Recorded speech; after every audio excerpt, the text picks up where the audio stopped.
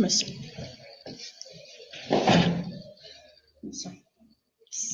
Bom dia a todos. É um enorme prazer, nesta manhã fria, no nosso estado do Rio Grande do Sul, poder estar contando com a presença, então, da nossa coordenadora estadual da UNCM, Fabiane Bitello, e nossa diretora de articulação e comunicação da Diretoria Nacional da UNCM. Uma pessoa que tem sido muito desejada para os diálogos em todo o Rio Grande do Sul e no Brasil, e que tirou esse tempo, então, para estar conosco hoje, para também estar tirando um pouquinho das dúvidas e dialogando a respeito da perspectiva desse retorno às aulas e também de toda essa conjuntura que vem acontecendo no nosso Brasil hoje com essa pandemia, com esse momento inédito. Bom dia, Fábio, sinta-se em casa conosco, é um grande prazer tê-la aqui com a Regional AMC Serra. Bom dia, Cátia, bom dia, Fábio, que está aí atrás das câmeras, né, nos ajudando, auxiliando nesse momento, é um momento novo, né, onde a gente está aprendendo a fazer muitas coisas via internet. Nós teremos ações diferentes depois do retorno, né, quando nós pudermos retornar às nossas atividades normais, dizer o quanto é importante a gente também aprender a lidar com todos esses mecanismos, todos esses aplicativos, né, Cátia? A gente vem se reunindo desde dia 22 de março, enquanto diretoria estadual da UNCM, a Cátia faz parte da diretoria estadual, e nós temos utilizado diversos aplicativos. E a gente tem visto o quanto eles são fundamentais e cruciais para esse momento, né? Que nos unem, mesmo a gente estando tão distante. Eu queria agradecer muito ao convite do CME Sobradinho, né? Em nome da Regional AMC Serra. A Cátia está coordenadora dessa regional, faz parte, né, está no CME de Sobradinho, e tem feito um trabalho muito grande, né, porque a regional, a AMC Serra, foi uma regional que, quando nós assumimos a UNCM em 2015, ela era um dos nossos desafios, para que nós conseguíssemos rearticular e realinhar a AMC Serra, uma vez que ela não tinha coordenação, né. Nós tínhamos o professor Rui, se não me falha a memória, e o professor Rui iniciou esse processo e a Cátia veio com a Fábio para consolidar esse momento de reorganização e articulação da AMC Serra, que faz parte, né, é uma das nossas 27 regionais nas quais a UNCM se organiza. Então, agradeço muito, agradeço aos colegas, professores que estão acompanhando, aos colegas conselheiros municipais, às colegas da diretoria executiva da UNCM, que também estão aqui conosco acompanhando. Dizer que é muito bom, sim, estar junto. Tá friozinho hoje, tá gostoso, né? Mas que a gente possa ter uma prosa bem boa agora de manhã. Isso aí. Então, Fábio, nós indicamos um link para os nossos conselheiros, para as professoras, porque a Secretaria Municipal está parceira desse momento e convocou, então, os profissionais aqui do nosso município para poder estar tirando dúvidas. E eles encaminharam, então, várias questões, e muitas delas têm relação à questão da educação infantil. Como validar como que vai acontecer esse processo de retomada das aulas da educação infantil e como vamos fazer para computar essas horas, enfim, o que o parecer do Conselho Nacional traz com relação à educação infantil. Então tá, vamos lá. Bom, sobre a educação infantil, ontem nós tivemos a nossa reunião de diretoria estadual. Nós tínhamos 64 pessoas, né, foi o máximo de pessoas da nossa reunião, onde nós tínhamos as 27 regiões representadas do Rio Grande do Sul, e nós apresentamos um questionário que nós fizemos enquanto UNCM, a respeito de uma radiografia dos conselhos, né, a respeito dos trabalhos que vem acontecendo nos conselhos frente a esse processo, esse período de pandemia. A educação infantil foi uma das nossas questões que nós perguntamos. Por que nós perguntamos sobre a educação infantil? O parecer número 5 que a Cátia trouxe, que é do Conselho Nacional de Educação, do Conselho Pleno, ele é um parecer que não foi homologado ainda pelo ministro da Educação. O Conselho Nacional ele tem uma estrutura diferenciada da maioria dos conselhos municipais de educação e dos conselhos estaduais. Para que qualquer ato que ele faça tenha validade, o ministro da Educação precisa assinar ele, coisa que não aconteceu, né? O parecer foi aprovado em abril, foi em abril, que o parecer foi aprovado pelo Conselho Pleno. Entretanto, o ministro até hoje não homologou esse parecer, né? E isso, então, nos traz um grande questionamento a respeito, inclusive, da própria carga horária, né, da própria organização da educação infantil. Porque, somado ao parecer número 5 do Conselho Nacional ainda não homologado, nós temos também a medida provisória 934, que é a medida provisória que flexibilizou os 200 dias letivos para a educação básica, certo? Mas ainda trouxe a obrigatoriedade do cumprimento das 800 horas. Nessa medida provisória, que recebeu 229 emendas, e elas foram analisadas pela diretoria executiva da UNCM, dessas 229 emendas, nós separamos aquelas que se relacionam com a educação básica, mais especificamente com a educação infantil e com o ensino fundamental. Analisando essas emendas, nós observamos que existem emendas que falam também da flexibilização da própria educação infantil, da carga horária da educação infantil, retirando da gente a obrigatoriedade do cumprimento das 800 horas. Só que também essas emendas ainda não foram votadas nem na Câmara dos Deputados e nem pelo Senado. Então, minha gente, hoje nós não temos flexibilização da carga horária. Mas tem um parágrafo do parecer número 5 que fala no 60%. Se a gente for ler, de fato, o que está escrito no parecer número 5, ele apenas traz o artigo 32, que trata da frequência do estudante da educação infantil, que é, no mínimo, 60%. Ele não fala da oferta do administrador do sistema de ensino de 60%. É diferente, certo? Então, isso a gente também precisa entender enquanto profissional da educação, o que a nossa legislação traz. Hoje, a LDB não flexibiliza a carga horária. Ela não nos dá a possibilidade de ofertar só 60%, certo? Hoje, a LDB, ela fala que o estudante tem a possibilidade de cumprir só 60%. Então, se hoje a gente fosse reorganizar o calendário, né, se não houvesse medida provisória a respeito, não houvesse emendas a respeito da educação infantil na medida provisória, o que eu diria hoje? Temos que cumprir as 800 horas. Bom, para turno parcial, e se tivermos mais carga horária, teremos que atingir, né? Se temos 10 horas diárias de educação infantil, nós vamos ter que cumprir, certo? Então, é esse movimento que a gente precisa discutir muito bem dentro do nosso município, e aqui provoco a MC Serra para procurar os seus deputados federais, os senadores do Rio Grande do Sul, para que eles apoiem essa emenda de flexibilização da educação infantil. E agora que também provoco, para que a gente também solicite a flexibilização de toda a educação básica, gente. Porque nós não estamos em casa porque nós queremos estar em casa, porque é bom. Não, nós estamos em casa pelo momento da pandemia. Eu sou de São Leopoldo, na minha cidade, ontem nós tínhamos 202 casos. 202 casos.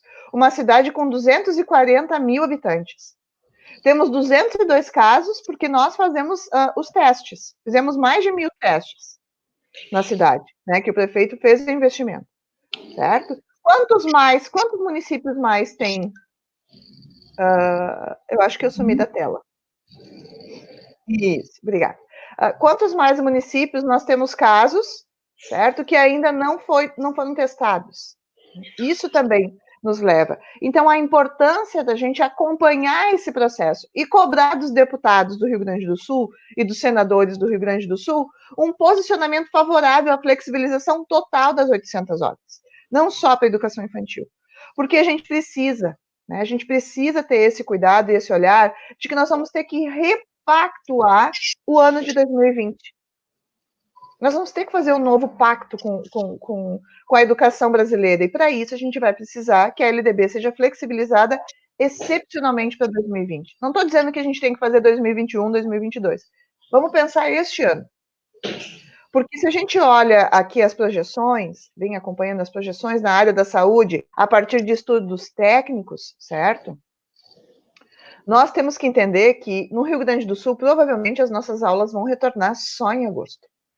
né, para a educação infantil, para o ensino fundamental, olhando para as nossas crianças, e a UNCM, Undime e FAMURS têm feito muito essa defesa, que a educação infantil seja a última a retornar, em função do contato, né, em função da gente se preocupar com que as crianças são assintomáticas, mas os professores não são assintomáticos, né? O professor pode sim ter asma, pode ter alguma situação, ele não precisa ter 60 anos para ser do grupo de risco, até porque aqui no Rio Grande do Sul, o maior público afetado pela Covid é entre 30 e 39 anos, que é o público que trabalha onde? Na escola de educação infantil, né? Então, nós temos que ter esse cuidado, nós, enquanto conselhos municipais de educação, enquanto o apoio junto da Undime, da FAMURS, que a gente vem trabalhando muito junto relativo a isso, ao estudo desses protocolos, o nosso pedido para o governador foi que a educação infantil seja a última a voltar. Certo? E com isso a gente vai ter que trabalhar conjuntamente com os deputados e com os senadores para que a gente consiga a flexibilização de toda a educação básica da carga horária. Eu acho que com isso eu consegui passar por essa e por algumas outras perguntas que tinha, né, Kati? Sim, muito importante, Fábio, trazer essa questão de que a educação infantil é, sim, uma etapa que precisa ter um olhar diferenciado e a gente sabe do diálogo que a UNCM tem com várias pessoas e estudiosos da educação infantil, inclusive o Paulo Fock é muito parceiro, e a gente assistiu a tua live com ele, que foi muito importante também. E essa preocupação que nós temos aqui, porque nós somos um município, Fábio, com 6 escolas de educação infantil pública e mais uma privada. Da regional.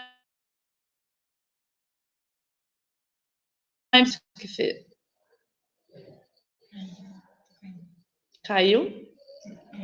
Kati, tinha caído aqui, eu não consegui te ouvir, desculpa.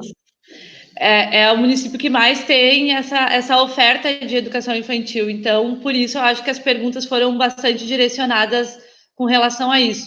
Mas bem importante essa questão de que, sim, precisamos aguardar, então, essa flexibilização por parte, então, dos deputados, e eu concordo plenamente com a tua colocação, Fábio, que hoje não é apenas a educação infantil, mas a educação básica, porque não sabemos o retorno, né? O retorno está muito imprevisível. E aí eu gostaria que tu falasse um pouquinho disso também, com relação a esse período que a gente sabe que vai se estender um pouquinho mais, e como que os conselhos, então, têm que trabalhar nesse momento, e, juntamente com as secretarias, para prever um pouquinho desse retorno, desse protocolo que o Rio Grande do Sul está organizando com a tua presença, que eu sei que tu estás contribuindo. Então, gostaríamos que falasse um pouquinho a respeito disso. Tá bom, desculpa que antes caiu um pouquinho, eu não tinha conseguido ouvir o início. Bom, a gente tem estudado protocolo sanitário. Nós temos estudado 2 protocolos. Um é pedagógico, né, que é a Maria Cristina Conrad, que está aqui nos acompanhando, a Cris, que é da diretoria executiva da UNC. A Cris está nos representando nesse protocolo pedagógico, né? Então, é um protocolo que vem sendo discutido dentro do Conselho Estadual, com a presença da UNCM, da Undime, da FAMURS, do próprio CINEP, da SEDUC. Então, esse é um protocolo, né, onde a gente vai fazer alguns acordos para o regime de colaboração durante pandemia e pós-pandemia para a educação do Rio Grande do Sul. Não importa o sistema, indiferente do sistema, tá? É para a gente fazer alguns acordos pedagógicos. Nós não vamos interferir nas questões pedagógicas dos municípios, não entendam isso, por favor. A ideia é que a gente tire combinações mínimas, daí cada um vai fazer o seu máximo do jeito que achar melhor, tanto a rede pública quanto a rede privada, certo? Em relação ao protocolo sanitário, nós estamos já discutindo esse sanitário com o governo do estado há umas 3 semanas. Até na semana passada, na sexta-feira, vazou um dos documentos que correu o estado do Rio Grande do Sul, que esse documento é uma parte do protocolo, certo? É uma parte desse protocolo, ao qual haviam questões que nós já havíamos feito perguntas, né? Nós questionamos, esse protocolo, porque ele é complementar a um outro que é muito mais profundo, porque quem leu aquele protocolo pensou, meu Deus, mas estão há 3 semanas discutindo isso. Não, ele complementa uma outra parte, que traz, que acompanha a organização que o governador do estado, Eduardo Leite, organizou junto com a ciência, e é importante dizer que a ciência está sendo fundamental para pensar todos os protocolos, e são 9 protocolos. Um deles é o da educação, né?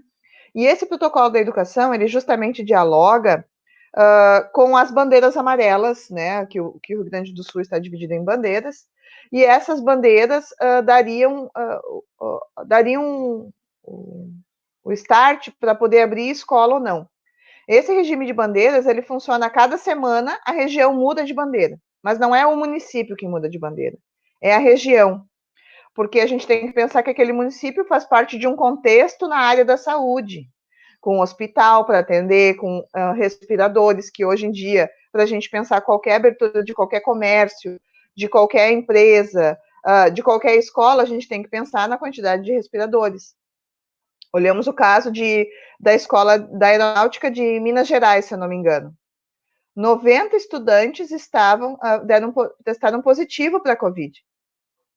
Olha só, foi reaberto e eles foram para 90.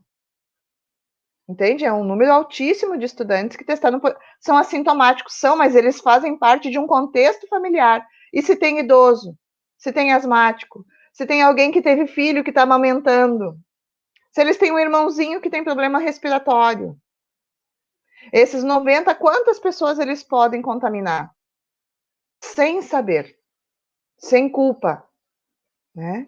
Então, isso faz parte. Esse estudo que o governo do estado fez e que nós, UNCM, Undime e FAMURS, sugerimos e questionamos algumas situações, né? Porque quem conhece a realidade da educação infantil no Rio Grande do Sul, por exemplo, é a rede municipal, porque somos nós que temos o maior número de estudantes dessa etapa da educação básica. A rede privada auxilia atendendo os estudantes que são da rede privada ou da rede conveniada de educação infantil, na maioria dos nossos municípios, correto? Mas o maior número de estudantes da educação infantil é nosso. O estado tem 150, 146 estudantes, não é 1.000, é 146 estudantes de educação infantil. Então, é um número muito pequeno, certo? Então, é isso. Esse protocolo, então, ele discute a quantidade de máscaras para os estudantes, a quantidade de permanência possível dentro da escola, né? O tempo para higienizar, quantas vezes tem que higienizar banheiro. Então, é um protocolo, mas que parte do quê? E aqui mais outro. Hoje eu vou desafiar muito a regional, né? Não só os conselhos, mas também a regional como um todo. É importante que a gente observe que nós precisamos computar o número de colegas, professores e não docentes que compõem o quadro das nossas escolas. Porque para planejar retorno, eu tenho que saber quantas pessoas eu vou poder contar no retorno. Se esse retorno for em junho, julho ou agosto, não importa. Eu tenho que saber quantas pessoas eu vou contar. Quantas pessoas são hipertensas? Essas não vão poder voltar. Né? Quantas pessoas são diabéticas? Essas também não vão poder voltar. Quantas pessoas fazem parte da idade do grupo de risco? Também não vão voltar. Quantas pessoas fizeram quimioterapia e radioterapia? Também não vão voltar. E esse grupo vai só aumentando, para que o município tenha noção de quantas pessoas ele vai ter no quadro. E não é só professor, gente, porque não é só o professor que compõe o grupo. Nós temos as manipuladoras dos alimentos, as nossas merendeiras, nós temos o porteiro da escola, nós temos o secretário da escola, nós temos as nossas auxiliares de apoio na educação infantil e as auxiliares de apoio ao processo de inclusão. Então, como é que a gente vai planejar voltar se a gente não vai ter quadro? Isso é importante a gente fazer. Isso se chama planejamento, né? E é isso que o protocolo da saúde vem nos provocar.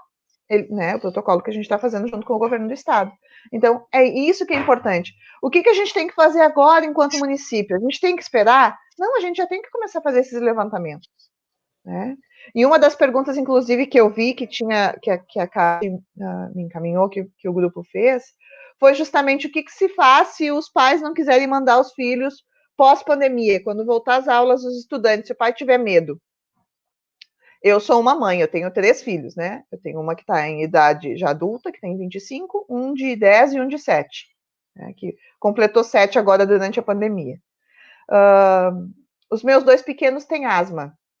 Eles já não estavam indo para a escola já antes do período de suspensão das atividades, porque a gente vinha acompanhando o fluxo no Rio de Janeiro, como a minha filha mora no Rio, e ela é da área da saúde, né? Ela e a namorada dela são da área da saúde, e elas começaram a dizer, olha, não dá mais para ir para a escola, porque tá perigoso. Meus filhos não foram mais para a escola. Então, eles estão bem mais do que 70 dias em casa, porque os 2 são do grupo de risco, os 2 são asmáticos. O meu pequeno, ele foi para a UTI com 17 dias de vida, né? Então, eles têm problemas respiratórios. A gente não sai com eles de casa. Então, é isso que a gente precisa entender. Como é que a gente vai obrigar uma mãe? Eu sou uma mãe que não vou mandar meus filhos para a escola pós-pandemia, só mandarei se eu tiver muita certeza de que eles estarão seguros dentro da escola. E que eles não vão colocar em risco também a vida das profissionais da escola. Porque é importante a gente também pensar em quem atende os nossos filhos, né? Então, o Ministério Público, em uma das muitas lives que a gente participou, o próprio Ministério Público diz que não, até o presente momento, ele ainda não deliberou sobre isso, mas ele também não se vê como um ente que vai poder obrigar uma família a mandar a criança para a escola se o próprio Ministério Público não tem certeza que as condições ofertadas vão dar segurança para as crianças, certo? Então, isso é importante. Isso a gente precisa, né? Esse cuidado a gente precisa. Então, hoje o Ministério Público ainda não tem uma resposta, mas ele já mostra indícios que provavelmente ele não vai obrigar uma família que não se sentir segura para mandar o seu filho, ele não vai mandar o conselho, fazer ficar e mandar o conselho tutelar atrás. É claro que a gente vai fazer o acompanhamento e esses estudantes terão direito de estudos domiciliares, que quem acompanha as publicações da UNCM, nós fizemos em maio, juntamente com a Undime e com a FAMURS, o caderno Atividades Presenciais e Não Presenciais, que está no nosso site, né?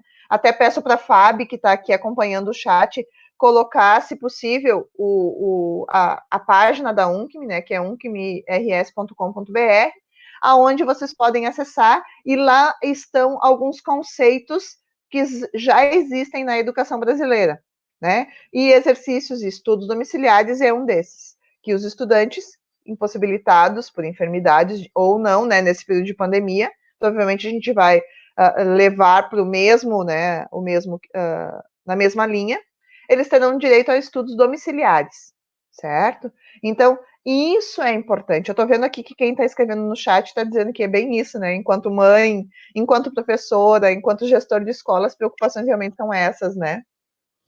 É verdade, Fábio. Eu tô no mesmo barco que você. Que o meu filho também está nesse contexto de asma e também não retornará à escola se eu não tiver a certeza de que da segurança dele. Então, assim, essa questão que também tem tirado bastante dúvidas com relação a esse caderno, que é um que me produziu em parceria com outras entidades. É bem interessante isso que tu traz, Fábio, porque esse momento agora, após o parecer do Conselho Nacional, que ainda não foi homologado, algumas secretarias, e eu falo aqui pela Regional MC Serra, tomaram então a iniciativa de encaminhar atividades não presenciais. A gente sabe que a UNCME fez um questionário e tem mais ou menos não, tem um olhar bem abrangente do Rio Grande do Sul, porque foi um questionário com uma participação muito grande e que teve um trabalho muito legal das coordenações. E aqui eu já deixo meu abraço a todas as pessoas que estão aqui participando, que a gente vê que tem, além da MC Serra, colegas de outras regionais, o pessoal da diretoria executiva, a Cris aqui de Santa Cruz e a Adriana, a Lari, todo o Charles, que nos ajudou muito para que acontecesse esse momento, é o nosso menino tecnologia, que nos ajuda, que nos ajudou também, muito obrigada. São CPE, enfim, não dá para citar, né, Fábio, porque senão a gente acaba esquecendo alguém. Mas um grande abraço e um carinho muito especial a todos. Fábio, aqui em Sobradinho, a gente tem recebido também vários questionamentos, e eu acho que também é uma dúvida da regional toda, com relação a essas atividades que foram enviadas. A decisão de enviar ou não as atividades é da Secretaria Municipal de Educação. E qual seria o papel do Conselho, então, após esse parecer e após essa nova conjuntura nacional? Porque até o Conselho Nacional se posicionar, nós não tínhamos nada que tratasse desse assunto. Então, o que seria o papel do Conselho agora? E também para os professores entenderem essa diferença, então, desse momento agora, pós-parecer, e das defesas da UNCM, né? Que a UNCM, então, tem essa defesa de que se retome as atividades presenciais com segurança e que, como tu trouxe no início, que os deputados têm um olhar diferenciado para as emendas agora e que a gente possa, então, flexibilizar a carga horária para que a gente não tenha que entrar no ano letivo posterior, que é uma pergunta também aqui dos professores, se a gente se o pessoal vai perder as férias, se terá que entrar no ano de 2021, enfim, nós gostaríamos que você falasse um pouquinho a respeito disso. Bom, a partir do que eu falei logo no início, né, que a gente está se preocupando em olhar 2020 de forma diferenciada, da gente acompanhar os deputados, acompanhar os senadores, vai justamente nessa diretriz de que a gente tem que pensar 2020 diferente, né? Porque, independente do período que a gente voltar, 2020 não vai ser um ano comum onde a gente vai colocar 40 estudantes dentro da sala de aula pós-pandemia. Nós vamos ter que pensar, inclusive, como é que nós vamos reorganizar o fluxo e a própria escola como um todo, né? Porque nós não vamos mais ter, nós temos que, a partir dos protocolos da saúde, né, da OMS, principalmente, nós temos que ter de 1,5 m a 2 metros de distância entre cada estudante. As nossas salas de aula comportam isso com 40 estudantes dentro? Não, né? Nós vamos ter que ter uma nova reorganização, inclusive, da participação dos estudantes dentro da sala, certo? Porque quando a gente pensa hoje em estrutura de escola, a gente sempre pensa 1,20 m por estudante, mas a gente não conta mobiliário, né, para pensar a sala de aula. Agora, pensando dentro da pandemia, a gente também vai ter que olhar e acompanhar essa estrutura dessa escola. Se a gente olhar as fotos da Europa, da China, como eles voltaram, né? Aquelas fotos da França nos chocaram muito, que as crianças brincam dentro de quadrados feitos no chão do pátio, ou sentam num X no chão, no chão da sala, né, do pátio, ou mesmo as classes têm uns biombis assim, ao redor de cada classe, e é uma classe até a outra dá 2 metros, os brinquedos da educação infantil todos cobertos. A gente pensa, como é que nós vamos fazer isso? Na China, as aulas dos estudantes maiores, eles têm aula nas quadras, sentados no chão com a classe e com as perninhas de índio, assim, e todas aquelas classes espalhadas no ginásio, né? Então, como é que a gente vai fazer isso aqui no Brasil? Como é que a gente vai fazer aqui no nosso frio, colocar as nossas crianças desse jeito? Como é que nós vamos organizar a oferta disso? Então, de novo, nós temos que planejar. Nós temos que acompanhar as discussões que vêm acontecendo. Aqui tem a Franciele colocando o transporte escolar. Um dos protocolos que a gente discutiu com o governo do estado é justamente isso. O transporte escolar não vai mais poder vir apinhado de criança. O transporte escolar vai ter que vir metade, 50% da capacidade do ônibus para poder ficar banco vazio. Quantas vezes a gente vai ter que fazer esse transporte escolar para poder levar as crianças para a escola? Quando a gente terminar, já vai ter terminado o turno de aula, certo? Então, tudo isso tem que entrar dentro dessa discussão. Se a gente vai perder o ano letivo, A UNCM tem discutido muito isso, por isso que a gente tem batido na tecla aqui de pensar na excepcionalidade de 2020 como um todo. Aqui em São Leopoldo, por exemplo, a gente tem discutido e tem solicitado que converse com os deputados que tem relação com a cidade, que nós entendemos que não, que a gente não pode perder 2020, mas ele vai ser um ano atípico, eu tenho que repactuar as habilidades e os direitos de aprendizagem para 2021 e 2022. Eu não vou dar aula todos os sábados. Eu vi uma das perguntas falava isso, agora que a gente não vai mais ter sábados, não vai mais ter feriados. Eu não sou favorável a isso, e a gente tem discutido muito isso na UNCM, né? Não adianta a gente pegar agora, pós-pandemia, e fazer a gente ter aula 7 dias por semana. Daí, como é que a gente vai garantir? Se ficamos um período tão grande de isolamento e agora a gente vai se juntar tudo dentro da escola? Não, não vai poder ser assim. A proposta que a gente tem discutido é manter, quando nós pudermos, quando a saúde disser pode retornar, certo? Nós retornaremos com um número menor de estudantes por sala de aula, que a gente vai ter que discutir. Eu não vejo possibilidade da gente ter escola de tempo integral, por causa que a cada 3 horas tem que higienizar todo o espaço, contando higienizar classe, cadeira, né, tudo, certo? E a partir disso, como é que a gente vai organizar o restante do ano? Bom, a possibilidade que a gente tem discutido é justamente essa. Repactuar. Terminou a pandemia, voltamos para a escola, terminamos o ano letivo no que nós planejamos o ano passado, quando o prefeito decretou o início e o fim do ano letivo. Nenhum sábado a mais, eu não vejo possibilidade para a gente ter sábados, eu não vejo possibilidades para a gente ter, cortar todos os feriados. Pelo contrário, os municípios, a gente olhar para o norte, nordeste, Rio de Janeiro, eles estão antecipando feriados para ter menos pessoas transitando na rua, em função do grande número de pessoas afetadas pela Covid, né? Então, isso quando a gente olha, tu pensa, então, terminou a pandemia, eu vou poder dar aula normal. Não, gente, nós não vamos poder dar aula normal. Então, a ideia que a gente está defendendo e que a gente está discutindo em todos os espaços onde a gente pode é essa. O ano letivo de 2020 não vai ter 200 dias e a nossa defesa é que ele também não tenha as 800 horas. Que a gente consiga, assim, terminar o ano letivo com a carga horária que nós pudermos ter trabalhado quando nós retornarmos.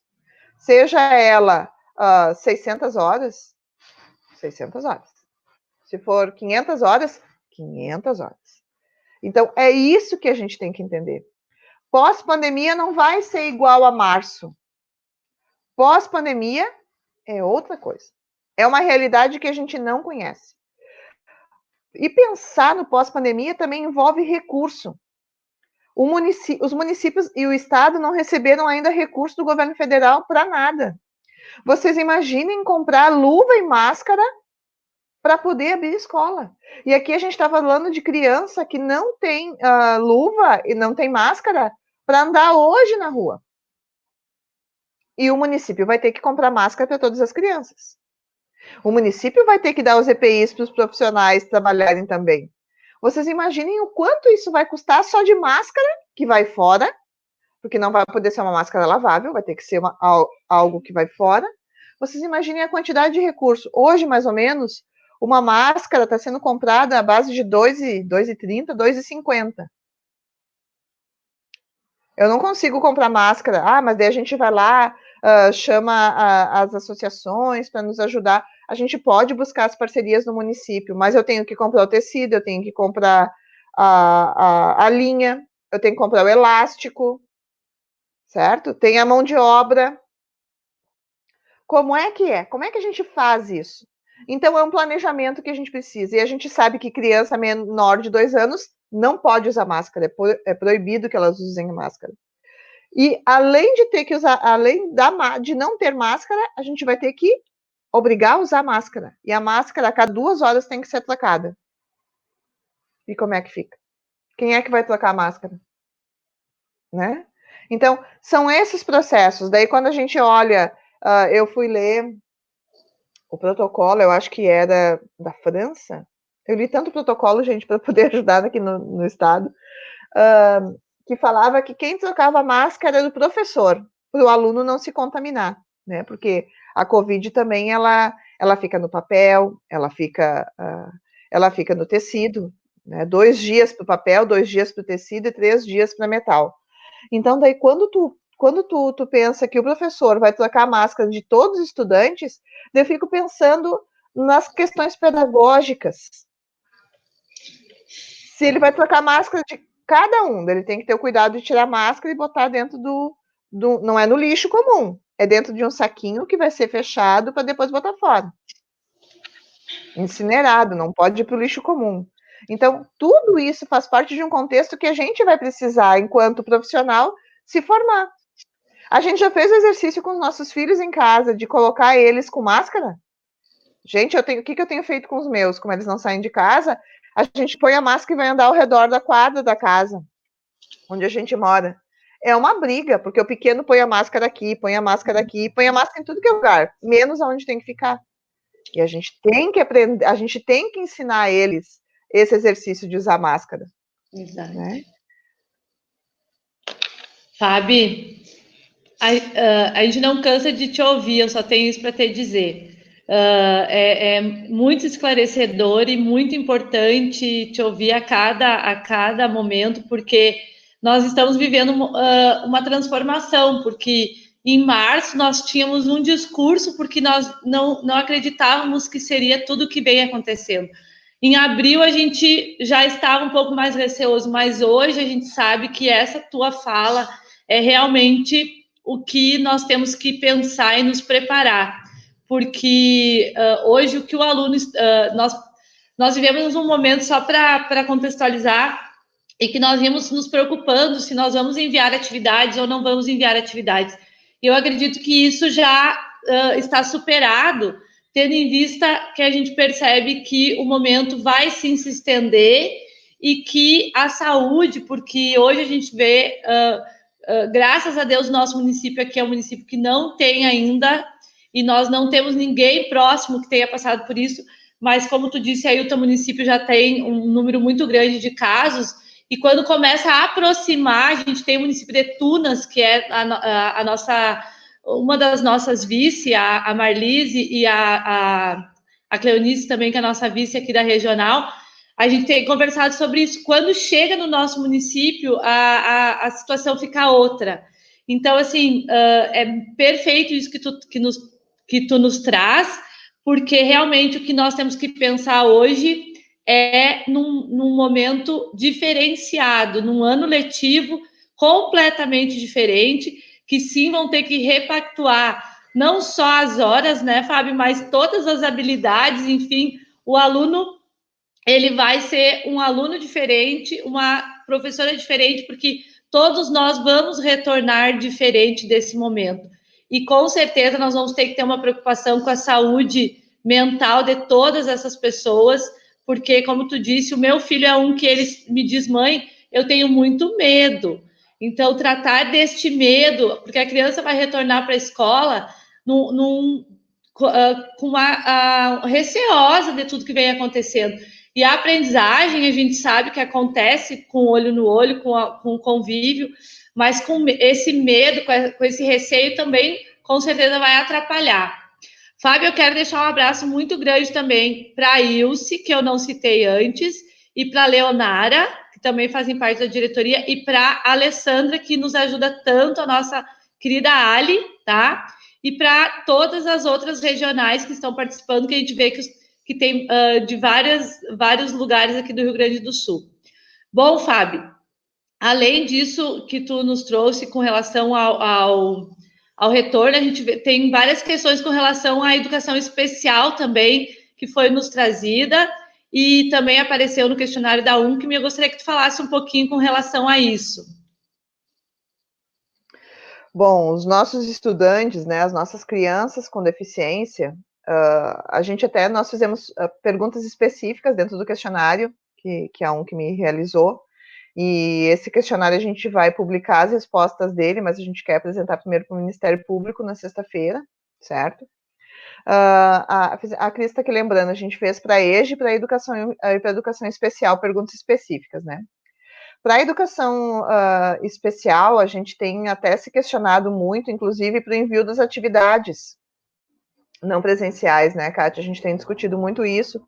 E uma das perguntas foi se realmente, passando um caminhãozinho aqui, se realmente elas estavam recebendo as atividades não presenciais e como elas estavam ocorrendo, né? Porque eu acho que um dos pontos de partida, eu acho que se a preocupação é envio ou não atividades, que nem tu trouxe antes, a gente já passou esse período, porque eu acho que a gente tem que falar do contexto de habilidades e competências. Para o estudante pro estudante da educação especial, a gente tem que pensar um pouco qual é o ACI dele, qual é a adaptação curricular individualizada desse estudante, qual é o objetivo que a gente tinha discutido e planejado para ele no contexto desse ano letivo. E a gente vai ter que rever essa ACI, né? A gente vai ter que rever esse processo pós-pandemia. E durante a pandemia, o que a gente se desafia nessa manutenção de vínculos? Porque a gente tem conversado muito sobre isso, né? O estudante com deficiência, a gente vai precisar proporcionar para ele uma manutenção de vínculos. Ou é um vínculo emocional, ou é um vínculo afetivo, ou o que for. A gente precisa provocar com que ele continue enxergando. Eu tenho um sobrinho neto que é autista, Marcelinho, nosso anjinho azul, né? E o Marcelo, a escola dele estava de aniversário, o Marcelo não fala ainda, né? Ele fala algumas coisas, né? Ele tem 10 anos. E o Marcelinho, a minha sobrinha é supervisora da escola onde ele está estudando, uma escola pública, municipal, e ele esse ano foi para lá, né? E ela foi gravar o vídeo da escola. Vocês tinham que ver, porque ele sabia que era no vídeo da escola que ele estava gravando. E ele, quando ele tá feliz, ele dá assim, ele grita, né? Ele quer falar, ele quer participar desse momento. E a gente observou que ele sabia que a minha sobrinha estava falando do espaço que ele vai, que é a escola, que é novo, que é um espaço novo para ele. Então, o quanto a gente também pode desafiar as famílias, pode desafiar esse contexto hoje familiar dentro não só dos nossos estudantes com deficiência, mas no contexto geral das nossas crianças, o quão é importante a escola para as crianças. E será que são as aprendizagens em si, ou será que é o contexto escolar que faz falta? Né? A gente estava ouvindo um relato das crianças, eles sentem falta do contexto escolar, da bagunça, do convívio com os amigos, das próprias interações com os adultos dentro da escola. Né? Isso faz falta. E a educação especial, a gente precisa repensar ela.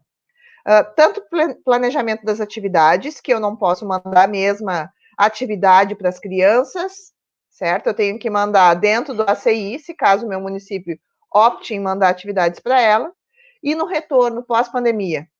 Dependendo da deficiência da criança, situação que nós temos N, né? N deficiências, nós temos transtornos, nós temos situações que também vão nos dar dificuldade em acolher essa criança com a segurança e com o respeito que ela merece dentro da escola. E eu aconselho isso, uma discussão muito grande com o conselho escolar, com o próprio Conselho Municipal de Educação, com a direção da escola, para que a gente, quando puder retornar, também discuta caso a caso das nossas crianças com deficiência para esse retorno, para que a gente também não coloque em risco a vida dessas crianças desde o contexto escolar, certo? Porque imagina utilizar máscara. O Marcelinho é um que não vai utilizar máscara, né? Ele não gosta de nada no rosto, de nada na cabeça, entende? Como é que a gente vai colocar ele dentro da escola sem ele utilizar máscara? Será que ele vai conseguir retornar? Mas e o processo de inclusão? Como é que fica? Então, nós vamos ter que pensar novas estratégias de incluir ele dentro do contexto escolar. Então, isso tudo a gente também precisa pensar nesse contexto de educação especial. O pessoal está perguntando da EJA, né? A modalidade EJA, que é por semestre. A EJA também foi um dos pontos que a gente perguntou. E o que a gente vem discutindo dentro da UNCME? A EJA, ela tem uma perspectiva já um pouco diferenciada, né? Como a maioria de nós trabalha por semestre, provavelmente nas orientações que nós vamos fazer na semana que vem, a UNCME, durante essa semana, vai pensar, vai organizar orientações a partir dos estudos que a gente fez, a partir do questionário que foi respondido pelos 472 municípios, então chegamos a quase 95% dos municípios do Rio Grande do Sul responderam o nosso questionário, certo? Então, nós estamos pensando em orientações e a modalidade EJA provavelmente é uma das modalidades que nós vamos falar que os municípios, juntamente com os conselhos municipais de educação, devem reorganizar esse primeiro semestre com a possibilidade da aplicação de avaliações para conclusão de etapa, né? Para que a gente dê o tempo para os estudantes estudar, tipo o Enseja, né? que a rede estadual tem.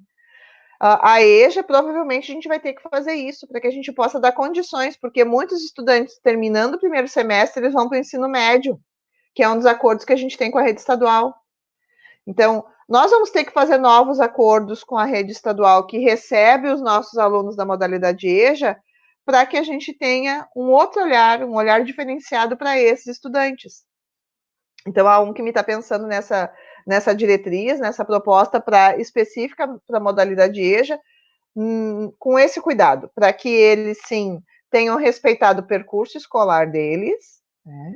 E que a gente também possa pensar isso. A Cris está lembrando, previsto no regimento. Como a gente está vivendo um período de pandemia, a ideia de que se não consta no regimento, nessa excepcionalidade, então a gente também vai ter que ver um pouco com os municípios que já tem em Santa Cruz, tem um polo de educação de jovens e adultos muito bom, muito forte, para a gente também ver como é que Santa Cruz, por exemplo, conduz esse processo, né? Ela tem tanto aula presencial também quanto aplicação de provas. O CAI também tem isso, aplicação de provas, né? Então, esse é um ano excepcional. Provavelmente a gente vai poder também flexibilizar algumas coisas específicas para 2020, certo? Dentro dessa excepcionalidade. Até porque o próprio Ministério Público vai nos cobrar esse olhar para a modalidade EJA, porque o Ministério Público tem acompanhado o trabalho da UNCM, tem acompanhado todo o processo dos nossos atos normativos, das nossas orientações. Inclusive, na sexta, a gente tem reunião com os 11 promotores regionais de educação, né? Isso. Esse trabalho com todas as entidades, com certeza engrandece muito e dá uma direção, o que eu comentava antes na entrevista aqui com a nossa rádio local, que é muito importante essa articulação com todas essas entidades, porque quando tu conversa com o prefeito da tua cidade, que a FAMUR já entrou em contato, com o teu secretário, que é o DIME, tá em contato, e os conselhos, e mais o Ministério Público, o trabalho fica para a mesma direção. E aí sabe que só quem tem a ganhar com tudo isso é, sim, os munícipes e enfim, todos que estão dentro desse processo. Fábio, a gente já está indo para o final, a gente sabe que tem muitas questões que as pessoas gostariam que a gente entrasse mais em pormenores, mas o que a gente vai também trazer para todos que estão nos acompanhando, que a gente está com um número bem grande, 411 pessoas nos assistindo para a nossa região aqui, é um grande prazer a todos que estão nos assistindo. Dizer que nós vamos sim montar umas respostas para as perguntas que foram enviadas, Fábio, para as pessoas não ficarem sem respostas. A gente vai fazer de forma escrita e enviar para o e-mail das escolas aqui do nosso município.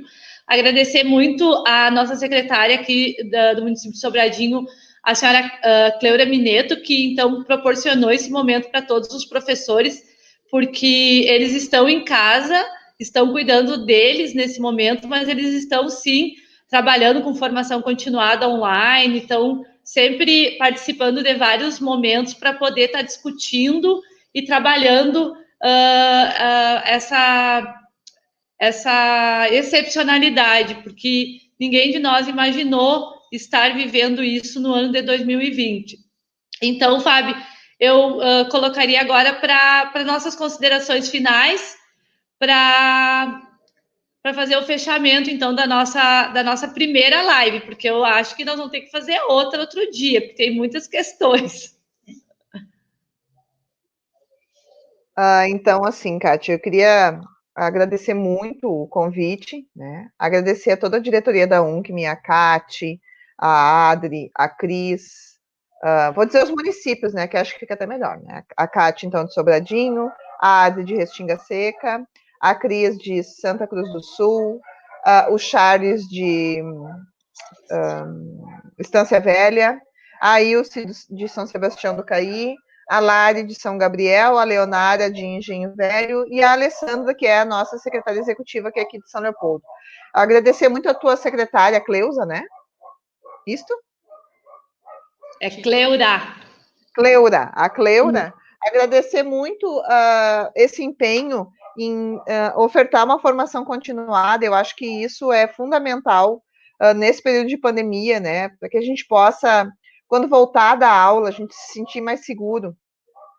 É importante a gente discutir, ouvir médico, a gente ouvir enfermeiro, nós ouvirmos assistentes sociais, psicólogos, professores, pensar em sala de aula, a gente pensar como é que a gente vai dar aula, como é que eu posso reorganizar esse meu espaço escolar. E para isso a gente vai ter que beber em outras fontes, não só na área da educação, mas em outras fontes também, né, Kátia? A gente precisa pensar esse contexto, e essa manhã hoje eu acho que foi mais para a gente poder, sabe, fazer o quê? A gente se sentir, não estamos sozinhos, as dúvidas não são só nossas. Gente, vocês não pensem assim, como é fácil. Não, não é fácil. A gente discute muito dentro da diretoria para a gente poder chegar a alguns consensos, né? Tem muito da FAB de São Leopoldo falando, porque o meu município é um município grande e a gente tem vivido muitas angústias, porque a gente optou em não encaminhar atividades não presenciais, né? Dentro do conselho, juntamente com a secretaria, a gente discutiu que a nossa cidade não tem condições, são quase 30 mil estudantes. Se 10% dos nossos estudantes não recebessem, não chegasse o material até eles, seriam 3 mil estudantes, gente. Como é que a gente vai dizer que 3 mil estudantes a gente recupera depois? Entende? Então, aqui a gente tem feito o prefeito de São Leopoldo, o prefeito Vanazzi, tem feito. Nós já estamos entregando o 3º kit de alimentação escolar para as crianças da rede municipal, né? Nós agora, a Secretaria Municipal de Educação organizou, a partir de uma provocação que o Conselho fez, a Secretaria organizou ações feitas pelos colegas que trabalham na Secretaria de Educação. Olha que barato. São os colegas da Secretaria que estão provocando a manutenção de vínculos através das redes sociais da Secretaria. Nós temos escolas do município que estão entregando, junto com o kit de alimentação escolar, um kit pedagógico, com quebra-cabeça feito com foto das crianças, né? As diretoras estão indo entregar, e algumas escolas também optaram por isso, daí com material respeitando todo um protocolo sanitário que foi feito para a entrega dos kits de alimentação, também está sendo feito esse movimento. Então, a gente tem muita coisa boa e legal que está acontecendo, e a gente precisa usar as redes sociais para mostrar isso de legal. Certo? Mas não é o professor ir na janela do aluno entregar o kit de material sem o professor sentar sem máscara, a criança receber o kit sem máscara, aquele kit não ter sido higienizado, porque daí o que eu estou fazendo? Eu estou levando vírus, ou não, né? Mas posso estar levando vírus, porque a Covid vai grudada no papel, para as pessoas. Então, é isso que a gente precisa entender. A Covid não é uma brincadeira, ela não é algo que a gente imaginou, não é algo que a gente quis, ela não é da China, né? Ela é do mundo, ela é um vírus mundial que está afetando, está assolando, e o Brasil tem subido cada vez mais, porque a gente precisa se responsabilizar. Eu tenho que me cuidar para poder cuidar do outro, né? Os nossos colegas da área da saúde. Eu tenho mães dos meus filhos que não estão em casa. Elas não veem os filhos mais de 60 dias porque elas são do grupo de frente da saúde. Tu imagina? Ela passou o Dia das Mães longe do filho, porque ela é da área da saúde. Olha a dor, né? Então, se a gente se cuidar, a gente cuida de todo mundo. E eu sou muito falante, né? Era só para dar tchau, né, Kátia? Não, e eu já saí falando de novo. Não. Só para te dizer que eu tô bem trepada hoje. Eu estou sorrindo de nervosa, e a nossa Fábio Limberger, que é a nossa assessora, que é a quem nos também proporciona muitos momentos, porque se eu não tivesse ela, com certeza eu não poderia estar na diretoria da UNCM hoje, porque eu tenho 20 horas que eu sou designada como presidente do conselho, e as outras 20 eu estou como professora estadual, então eu preciso muito dela para poder desenvolver essas atividades. E ela estava chorando aqui do lado, ouvindo os comentários no nosso WhatsApp, porque para nós esse momento todo é muito difícil, né, Fábio? Porque assim, o conselho muitas vezes é visto como um órgão fiscalizador, um órgão provocador, como tu sempre usa essa palavra que eu acho bem importante. Tem que partir de nós muitas das provocações, muitas das questões que norteiam e que mexem um pouco com a comunidade escolar. E, de certa forma, alguns momentos, o conselho não tem aquela visão assim, que legal que elas estão fazendo isso, que o conselho está fazendo isso. Então, esse momento para nós é bem importante e desafiador para demonstrar também a importância do papel do CME dentro do município, dentro da regional e dentro desse momento que nós não imaginávamos de viver, porque nós tínhamos várias questões para abordar esse ano no nosso CME, inclusive autorização de escola, porque o nosso sistema é novo, né, Fábio? Então, nós estamos num processo, mas que a gente teve que parar tudo, assim como a escola teve que parar também, para viver esse momento que é inédito e muito difícil. Então, é um momento de emoção, é um momento de também a gente poder estar agradecendo a tua presença, tá?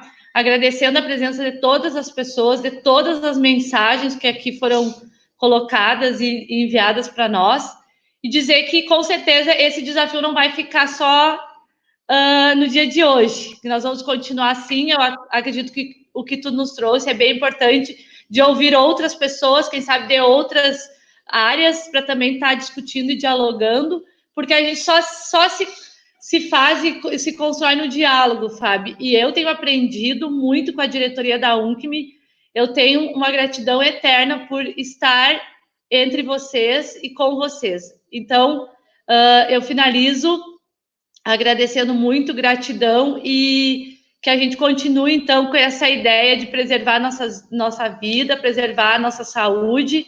Agradecer muito a todos e a todas. Um grande beijo, Fábio, fica com Deus. Beijo a todos. Fiquem todos bem, todos em casa se puderem. Beijo. Fiquem em casa. Beijo. Tchau, tchau. Não, lá em cima. End. Não, não fecha, pelo amor. Lá, end. Aí.